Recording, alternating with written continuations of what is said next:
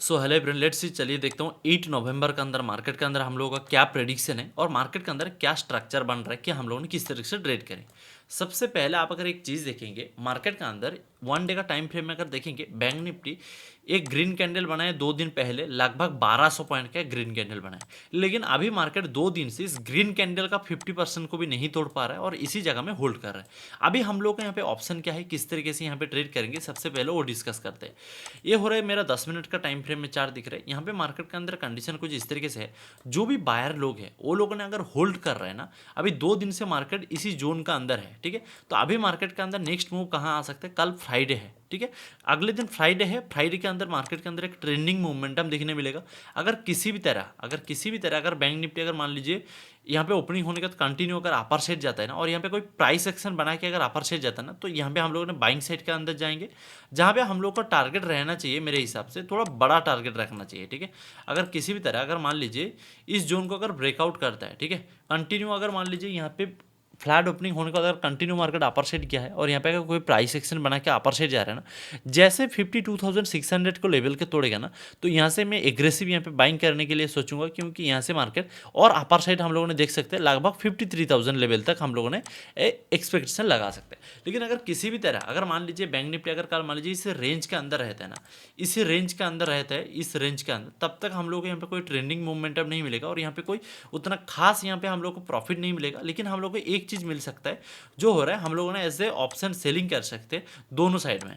यहाँ तो इस अपर साइड का जो कॉल है इसको बेच देंगे, यहाँ पे पुट, ठीक है। इस दोनों को हम लोगों ने सेलिंग करके इस दोनों का 52,500 का और 51,000 का, इस दोनों का स्ट्राइक प्राइस को हम लोगों ने सेल करके हम लोगों ने इस बीच का अगर टाइम डिके का फायदा उठा सकता है। सो ये हो रहा है हम लोगों का बैंक निफ्टी का प्रेडिक्शन। अगर बैंक निफ्टी कंटिन्यू अगर अपर साइड जाएगा, ठीक है, कंटिन्यू अगर यहाँ से अपर साइड जाएगा, उसके बाद अगर यहाँ पे कोई प्राइस एक्शन बनाएगा, तभी हम लोग ने अपर साइड के अंदर जाएंगे। और डाउन साइड का ट्रेड हम लोगों ने तब तक नहीं लेंगे जब तक किसी भी तरह अगर मान लीजिए बैंक निफ्टी के अंदर अगर किसी भी तरह अगर मान लीजिए 51,500 का लेवल का नीचे आएगा और 51,200 का अगर लेवल को टच भी करेगा ना, तो यहाँ से एक डाउनफॉल आने का प्रोबेबिलिटी काफ़ी हाई है, ठीक है। लेट्स सी, अभी बात करते हैं कि हम लोगों ने ऐसे निफ्टी के अंदर किस तरीके से काम कर गए। सो ये हो रहा है निफ्टी का चार्ट। अगर निफ्टी के अंदर चार्ट देखेंगे, निफ्टी कंटिन्यू कंटिन्यू 2 दिन का अंदर तो बाइंग साइड अपर साइड गया था, लेकिन उसके बाद देखो मार्केट ने फिर उस 50% उस 2 दिन का जो बाइंग हुआ है उसका 50% का लेवल का आसपास आया है। तो अभी बैंक निफ्टी से कंपेयर अगर निफ्टी में करें ना, निफ्टी थोड़ा वीक दिख रहा है, ठीक है। सो अभी मार्केट के अंदर ना as a down trend start हुआ। देखिए अपने हर एक पुल बैक में यहाँ पे सेलिंग आ रहा है, हर एक पुल बैक में यहाँ पे सेलिंग आ रहा है, हर एक पुल बैक में यहाँ पे सेलिंग हो रहा है। बाइंग के लिए हम लोगों ने तब तक हम लोगों ने एग्रेसिव नहीं जाएंगे कि जब तक मार्केट किसी भी एक हाई को, ये वाला हाई या तो ये वाला हाई या तो ये वाला हाई, इस हाई को अगर जब तक क्रॉस नहीं करेगा ना, तब तक हम लोगों ने ऐसे बाइंग साइड के अंदर कोई ट्रेड करने का उतना ज़्यादा हम लोगों को ध्यान नहीं देना पड़ेगा। लेकिन निफ्टी के अंदर क्या प्रेडिक्शन है मैं आपको बता देता हूँ। निफ्टी के अंदर जिस तरीके से दिख रहा है ना, निफ्टी अगर किसी भी तरह, निफ्टी भी सेम कंडीशन है एज ए ऑप्शन बाइंग के लिए। ये मेरे हिसाब से जब तक ये दोनों जोन का अंदर रहेगा ना, तब तक मार्केट वॉलेटिलिटी एंड साइडवेज होकर आपका एसएल हिट कर सकता है। और मेरे लिए अगर किसी भी तरह अगर बैंक निफ्टी अगर किसी भी तरह इस लो को दोबारा तोड़ता है ना, इस लो को अगर दोबारा तोड़ता है, तो मेरा टारगेट है 23,900 का लेवल आ सकता है, या तो 24,000 का लेवल। इस लेवल तक ये जो 100 से लेके मतलब 150 पॉइंट का जो मोमेंटम है, यहाँ पे आपको एक मोमेंटम मिलेगा। एग्जाम्पल आपने मान लीजिए इस मार्केट कल फ्लैट ओपनिंग हुआ है और फ्लैट ओपनिंग होने के जैसे ब्रेक करेगा, तो इस लेवल का अंदर अगर ट्रेड लेंगे तो एटलीस्ट आपको टारगेट 24,000 राउंड नंबर होना चाहिए। और अगर 24,000 को तोड़ने के बाद अगर प्राइस एक्शन बना के फिर लो तोड़ रहा है, तो मेरे हिसाब से निफ्टी के अंदर और एक यहाँ पे सेलिंग मार्केट न्यू लो देखने के लिए मिल सकता है। और अगर आपने एक सेफ्टी ट्रेडर है, अगर आपने सोच रहे टोटली अपने सेफ्टी में ट्रेड करेंगे कि जब तक रिस्क नहीं लेंगे, तो अगर आप सोच रहे हैं टोटली सेफ्टी में ट्रेड करेंगे, तो मेरे हिसाब से ये जोन का अंदर और ये जो 24,000 है, इस दोनों जोन का अंदर ना आप ट्रेड ही मत कीजिए। 24,000 का लेवल को दोबारा तोड़ेगा ना, तो मेरे एक्सपेक्टेशन है कि यहाँ से मार्केट के अंदर और एक न्यू लो यहाँ पे बनाते हुए देखने को मिल सकता है, या तो इस लो को दोबारा मार्केट हो सके एक बार रिटेस्ट करने के लिए आए। सो यहाँ पे आपको एक चीज़ मैं आपको दिखाता हूँ, 30 मिनट का टाइम फ्रेम एक चीज़ दिखाता हूँ। आप ऐसे बाइंग साइड के लिए कब आपने एग्रेसिव से बाइंग कर सकते हैं। आप एग्जाम्पल देखिए, मार्केट जब से डाउन ट्रेंड का अंदर स्टार्ट हुआ है, आपने इस चीज़ को सिर्फ एक बार नोट आउट कीजिए ताकि आपको पता चलेगा। जब से डाउन ट्रेंड स्टार्ट किया है मार्केट, जब तक देखिए एक एक जो हाई हाई बना रहा है ना, ये सबको कभी भी मार्केट नहीं तोड़ पा रहा है, ठीक है।